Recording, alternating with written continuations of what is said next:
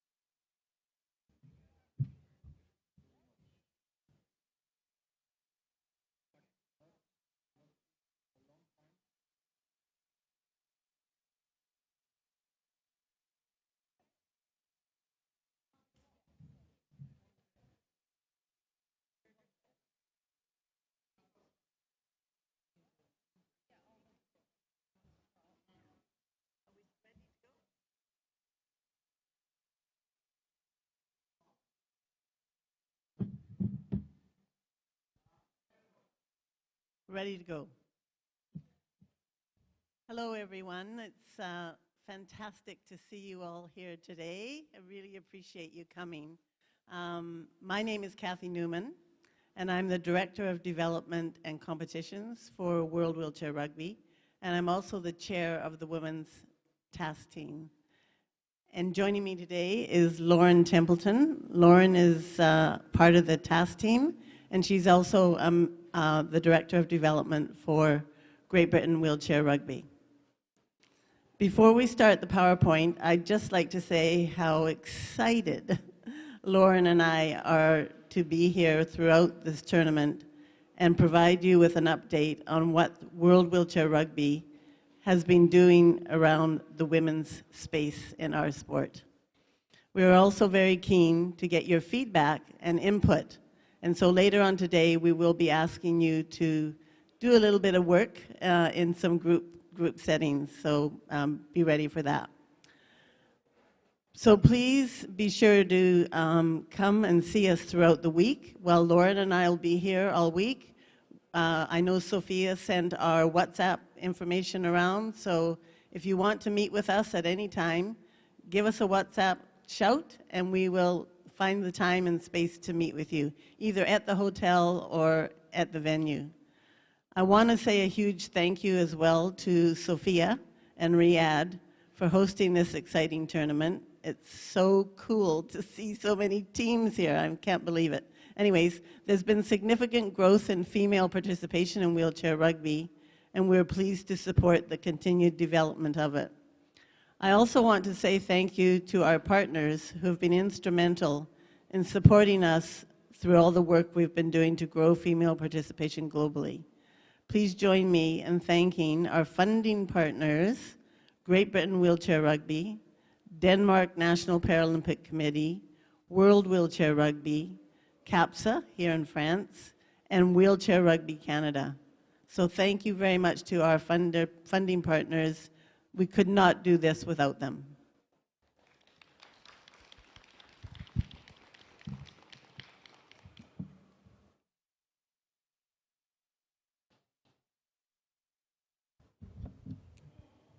Can I check everyone can hear me okay? Great. Okay, so today we really just wanted to give you an update on some of the work we've been doing over the last, I guess, 12 to 18 months. A lot of you would have been here at the last tournament, and we did something similar, where we got everyone together and spoke about what we wanted to do for, female participation in wheelchair rugby. And hopefully today we're going to show you a lot of stuff that's been done. Some things still need to be completed. We've not finished them. We've got a lot of work to do, but hopefully we've made some really good progress, and you'll be able to see that today, and then also let us know your thoughts and feelings on what's being done. So I guess the first thing is, and this is probably why we're all here, why do we want more females in wheelchair rugby? It's a bit of an obvious question, talking to all you here today, but really, based on all the research that's been done over the last couple of years, I'm speaking to you guys, we know we don't look like a mixed gender sport. When we go to the Paralympics, when we see the matches, we know it's mainly men in the squads, on the court, and we want to address that. We know you guys want to play. We know you want more opportunities, and we want to make sure that happens. There are things that are stopping that, and we need to address those. So some of the things we're doing will hopefully do that. There is a big International Paralympic Committee push towards gender equality. So they want equal men and women at the Paralympics, and actually our sport isn't representative of that at the moment. As we all know. So actually we've been asked to work on this as part of our inclusion within the Paralympics. That's also really important to us as a sport. We want to make sure we stay a Paralympic sport. So this is also part of the work we're doing with the IPC and part of our entry into future Paralympics. And last of all, you have told us you want to play more. Not just in the mixed open teams, but you want to play more together with other women, in women's tournaments, and we want to make that happen. So hopefully today we'll share some of the stuff that's going on, and hopefully some of the things that will be happening in the next year or so. So I'm hoping we can show this video of one of our players from Canada, Erica. Will this just play straight away?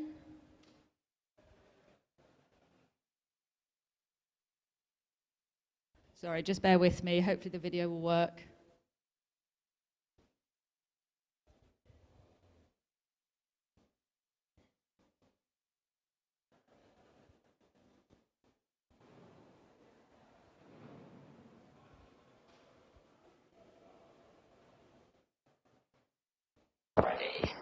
Playing wheelchair rugby as a female, well, first of all, finding wheelchair rugby was amazing. I found a sport, I have tried other sports, I've tried wheelchair fencing and tried adaptive swimming, but wheelchair rugby was the first event I could actually compete at, and I felt like it was something I could do. Playing at the clubs was hard. At that time, this was over 20 years ago, it was an old boys club. They would get the playing time, and I would have to travel far distances to actually play with a club that would let me get court time. I was lucky enough where I had that opportunity where a lot of other people didn't. Then, as I say, from my own hard work and training, I made Team Canada after 3 years. That was a lot of pain and heartache, a lot of training, going back to your room and crying because the body hurts. But then I did make the team, and then that was amazing to actually represent your country as something you think would be possible. And then reality kind of sinks in that, yeah, you're part of a team, but you're also set apart. There's a lot of time when you're at training camps or competing, and because you're the only woman on the team, you're known by yourself. The guys include doing some things, like you're doing nails and that, but when they go back into the rooms, you're there by yourself. You're invited, you're not getting the breakdowns with them. And that part gets lonely. Sure, there's women staff that go, but there's staff, and there's parameters that they don't want to learn. So overall, I have no regrets, but there are ways to make it better.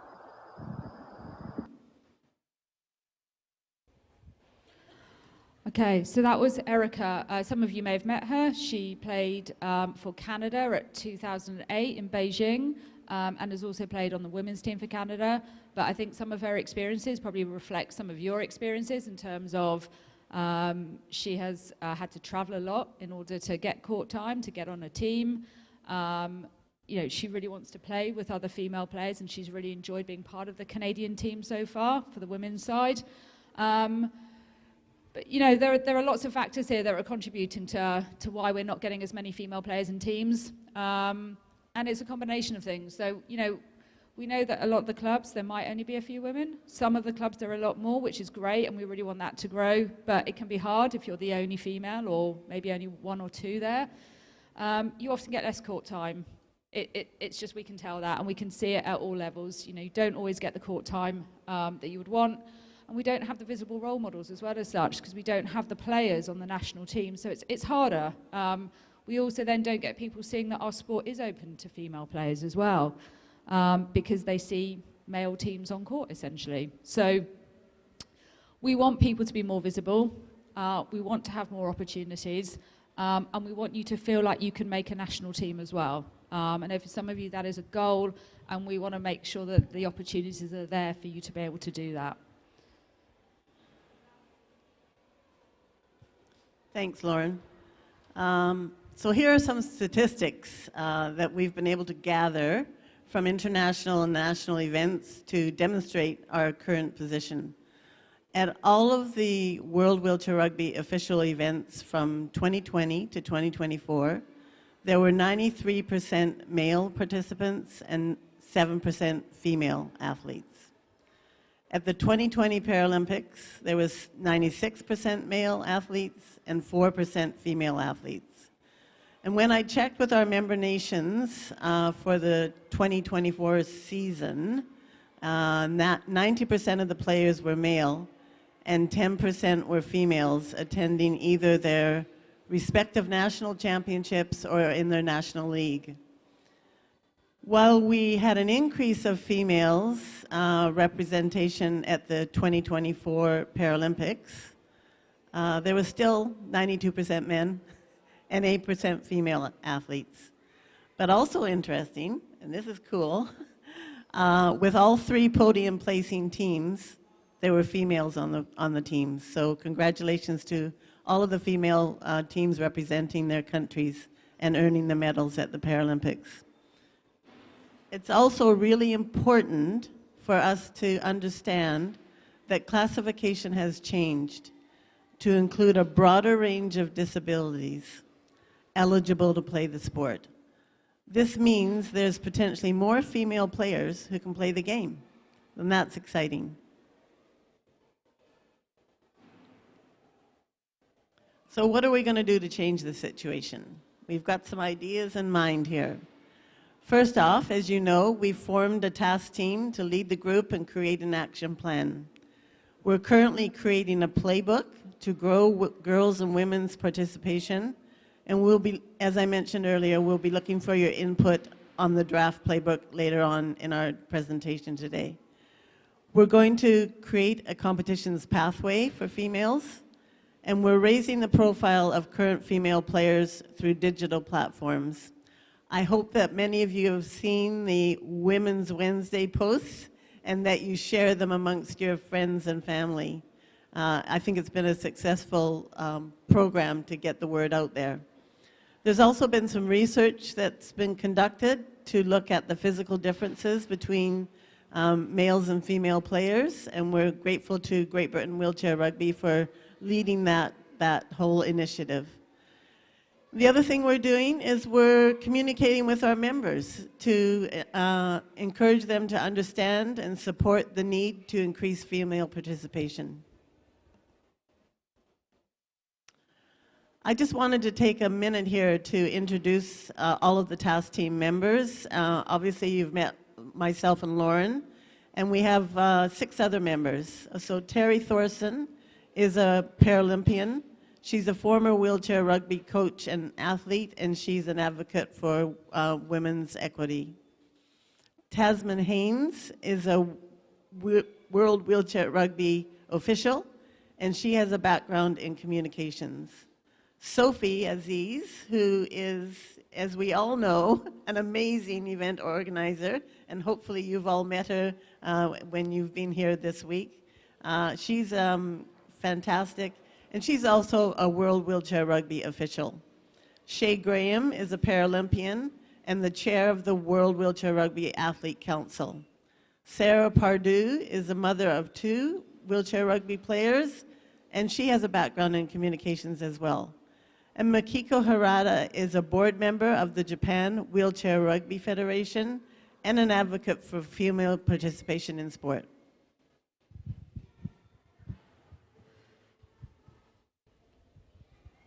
Okay, so some of you might remember at last year's event, we were conducting a lot of testing and we had some researchers with us. So the research we were doing were to look at male-female differences, predominantly around arm muscle strength and torso. We managed to actually see a lot of players from around the world because there was a lot of you here last year, which was great. We also did extensive testing in Great Britain as well. The research was conducted by Loughborough University and one of their associates who works a lot in wheelchair rugby. So what we found from this research is that there is much more of a difference between male and female in the high point section of classification compared to low point. And these differences do make a difference in terms of what players can do. So it affects things like blocking, picking, holding, hitting. Okay, we probably knew that, but we needed to do the research to actually show it. So what has come from this, and some of you may have kind of heard this as it went to the General Assembly last week, is that we're looking to move from a half-point addition to a full-point addition for female players of 2 point and above. And this is to give you a fairer comparison against your male counterparts. It's going to the WWR board next week to be agreed, but if it does come in, that will be from January next year. So we're hoping that will have a really positive impact on open teams when you're playing with males and females and help with things like court time. So it will come in next year. It's going to be a year trial. So we're going to try it for a year. We would like feedback from everyone on this. So please do let your federations know, your national federations, because they will be asked to provide feedback. If it works for you, we want to know. If it doesn't work for you, we also want to know, okay? So please let us know, because this rule is coming in for a year for us to test, okay? So that's the first part of the research that we've done. Moving on from that, we want to give more opportunities for female competitions. So Women's Cup has been hosted now for a number of years, which has been great. The exciting news, which some of you I know are aware of, but we are in discussions with World Rugby to potentially host an inaugural Women's Wheelchair Rugby World Cup next year as part of the Women's World Cup, which is being hosted in England. We have not got this confirmed yet, but we are hoping that World Rugby are going to confirm this and fund this for us. So if we get that, that will be a huge step forward for us. We still have to look at all the logistics, obviously, but it would give us our first sanctioned official international tournament for women's teams. So we hope, if that comes off, we'd like to see you all next year in England.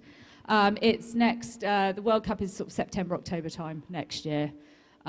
So we will keep you updated on that. We'll keep your international federation, your federations updated, but we're all kind of really hoping this will happen next year. We'd also like to develop more women's tournaments, obviously. So we'd really like to have one every year. That's our kind of aim at this point. So we've got Women's Cup now. We're hoping to have potentially a World Cup next year. Who else can host? We actually need people to come forward and say, yeah, do you know what, we could put a tournament on. So we're looking to see, you know, potentially from 2026 onwards, who might be able to do that. Could you combine it with an open tournament maybe? I don't know. But we're looking at kind of any options, ideas, ways we can make this happen. So we're really opening up to you guys. We're going to ask you to have some discussions sort of later on. But yeah, if you've got ideas, if you've got thoughts, as Kathy said, come and speak to us this week. Let us know what you think. Give us contacts. You know, we're really trying to get this developed because we want this to be a regular thing. Okay, so I mentioned this earlier, but we are creating 2 playbooks to help increase female participation. The playbooks are essentially a resource guide to support more girls and women to play wheelchair rugby. The first playbook focuses on solutions and supports increasing participation, retention, and the development of girls and women at all levels. The second playbook is more program-based toolkit focused on growth and retention at the club level. 34 people attended the 2-day symposium in Canada to help develop the content for these playbooks. And this gathering was based on input from a variety of focus groups that were held across the world, surveys that were conducted with the members, and one-on-one consultants with experts in the field of sport, and in particular with gender equity. So our goal is to have these playbooks launched the first week of March to celebrate International Women's Day. So we want your feedback on these playbooks, and this is going to take us a bit of a minute or two to get us all organized. But essentially, we want you to break up into groups of, I don't know, I'm going to say maybe 8 or so people, and we've got 8 different topics that we want you to look at and provide your feedback on. And essentially, they're around leadership and support, around the community, promotions, events and competitions, environment and the experience that you have, and local programming. So the intention is for you to break into groups. We've got papers that we're going to share with you. We want somebody to record your thoughts and if you have any more ideas to add to what we've already done. And then once we've done that, we'll do that for about 20 minutes. And then once we've done that, we'll ask maybe one person to comment on 1 or 2 items that you have identified on your list. And then we'll gather up those forms after so that we can take them back and use your valuable feedback to inform the playbooks that we're creating. So we'll come around and hand out some forms, so bear with us for a minute or two while we pass things out, chat among yourselves, finish your lunch, and yeah, we'll be with you shortly. And just gather yourself into small groups of 8 or 10 people. That'd be great.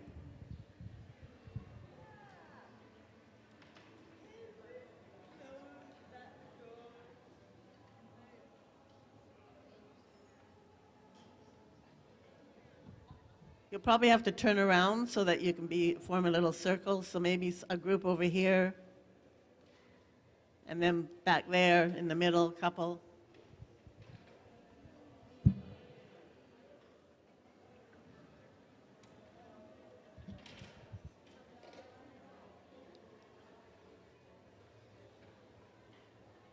Lauren, do you need some help handing them out?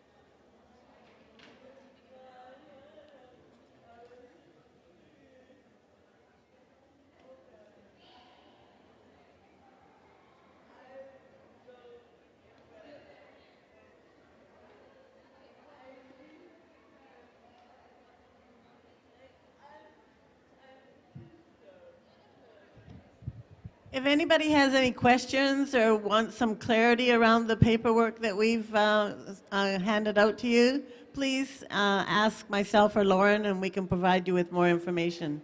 But just start your conversations, read the resource that we've given you, and just provide us with as much feedback as you can. Thanks so much.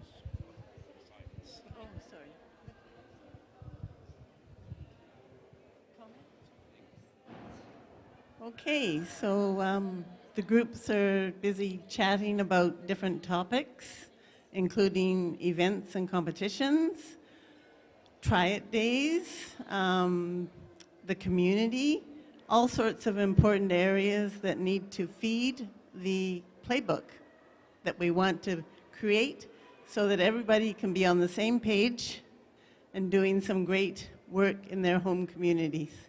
So we really value your input in this process.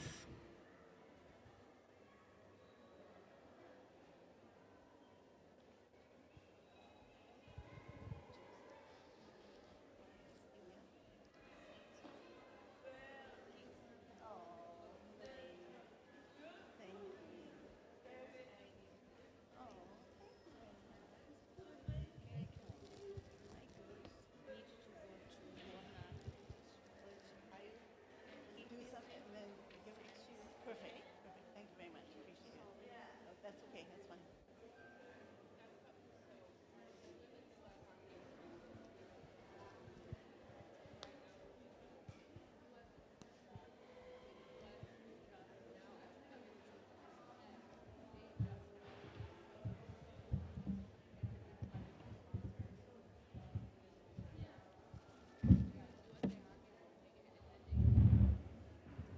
How's everybody doing? Do you need a few more minutes?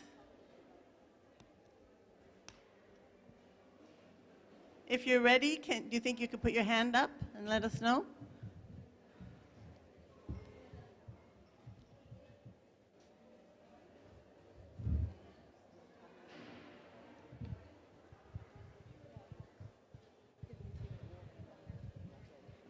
Okay, we'll give you 2 more minutes and then we're going to turn around and ask you for a couple of comments.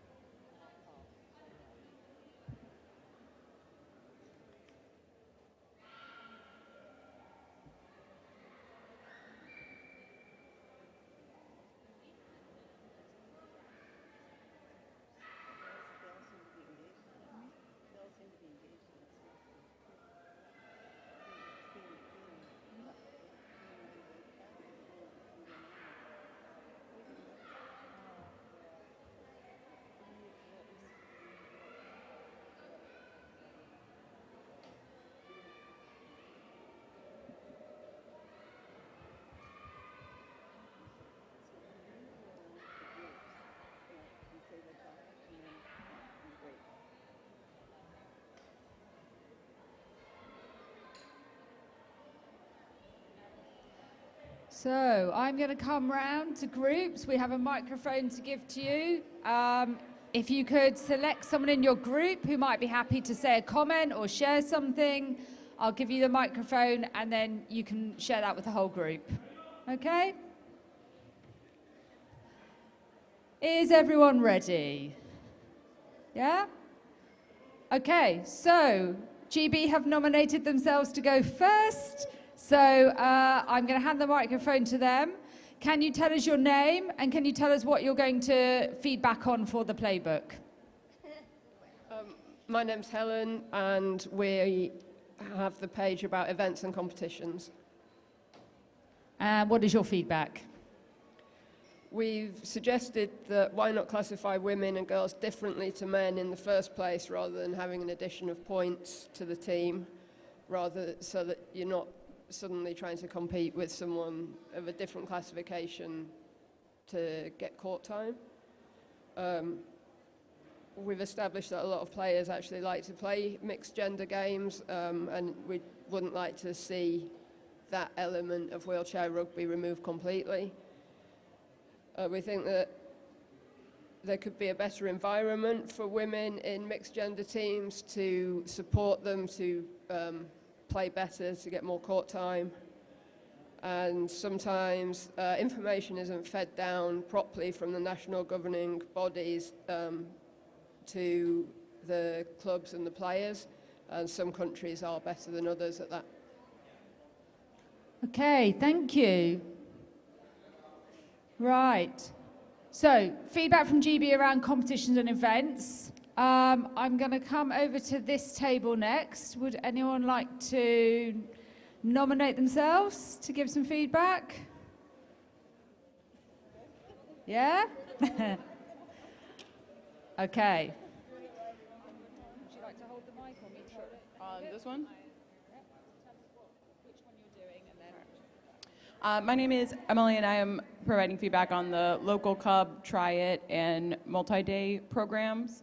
And we thought that this is a great idea. Rugby can be intimidating, and so to be able to create a fun and welcoming environment can maybe help women get involved and kind of take that first little step to get introduced to it.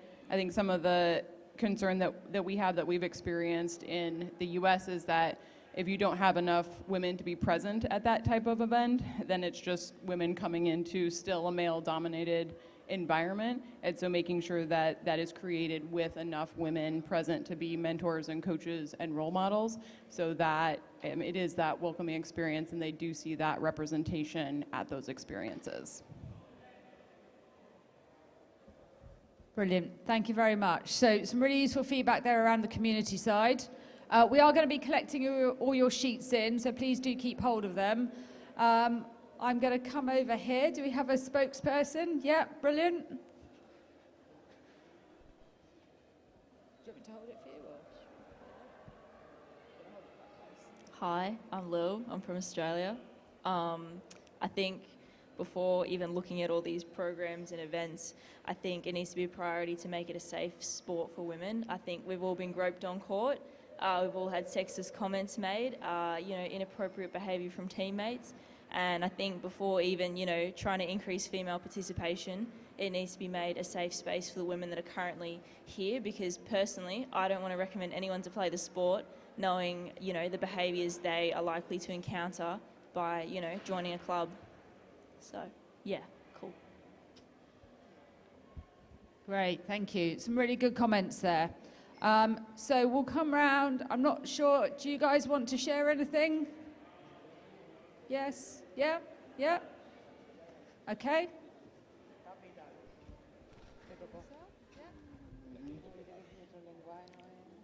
Number one, yes, because it is important to give more protagonism to these matters, and these actions give the necessary protagonism. Number second, because some women can be better than a man and can be more important to the team. Number three, nothing I drink in this very complex with the content that is that. I totally agree. I agree with action, but sometimes it is very difficult to achieve these objectives without the help of the federations and institutions with everyone desire and will. We are growing in this aspect, but a help from institutions is important. Thank you. Thank you. Thank you very much. Okay. So please leave your sheets on the table and we'll come and collect them at the end. We've had a couple of teams leave to go and warm up for the first game, but we've got a couple more slides and a QR code for a survey, which we'd really like you all to fill in if that's all right. So we'll keep you for a few more minutes if that's okay. You can take that, thank you.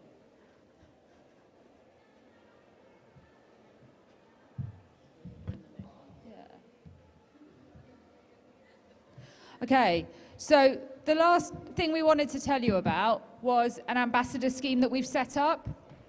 So we are really looking for advocates of the sport who want to shout about getting more women into the sport and getting more things done. So we've created an ambassador role. We've got a few people who've already signed up, but if you're interested or you know someone who might be in your country, please share this information with them.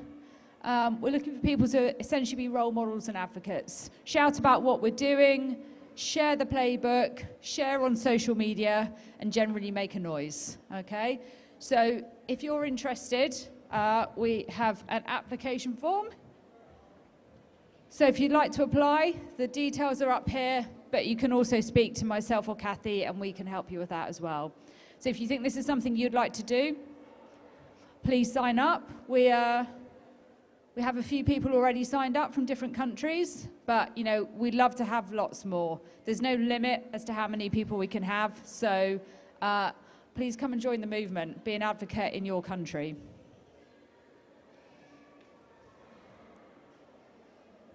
Okay, and then just lastly, we have one short survey which we'd really love to get your opinions on.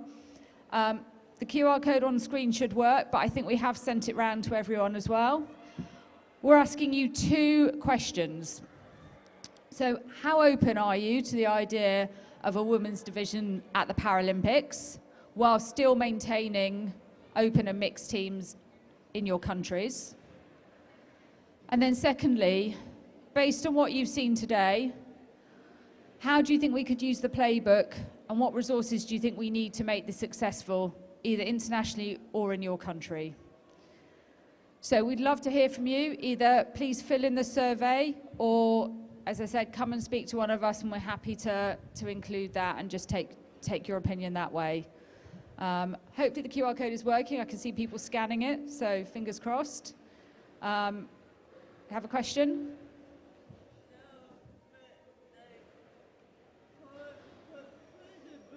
Yeah?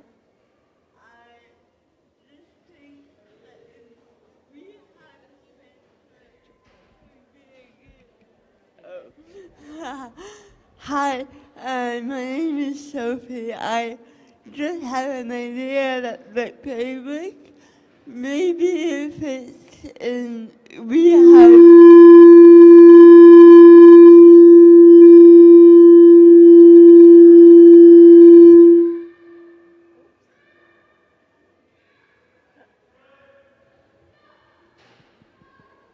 Oops.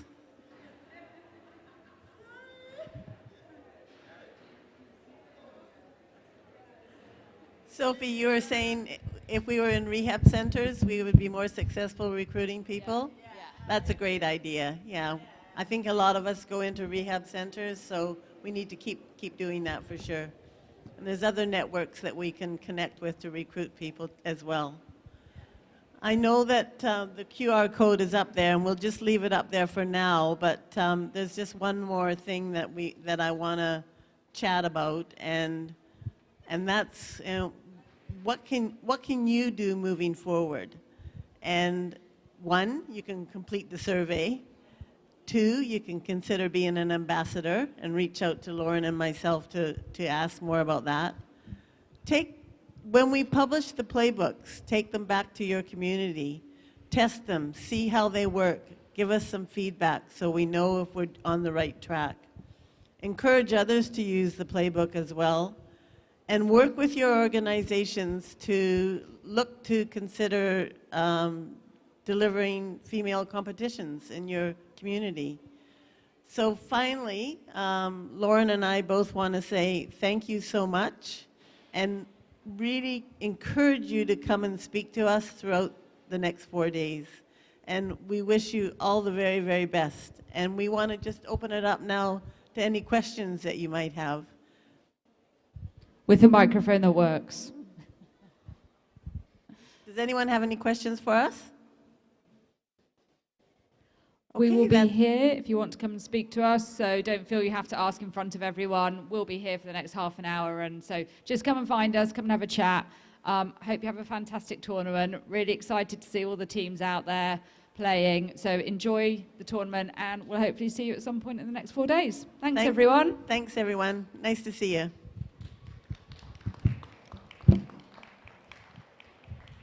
I'm going to come around and collect your sheets as well, so if you've got them, I'll come and grab them.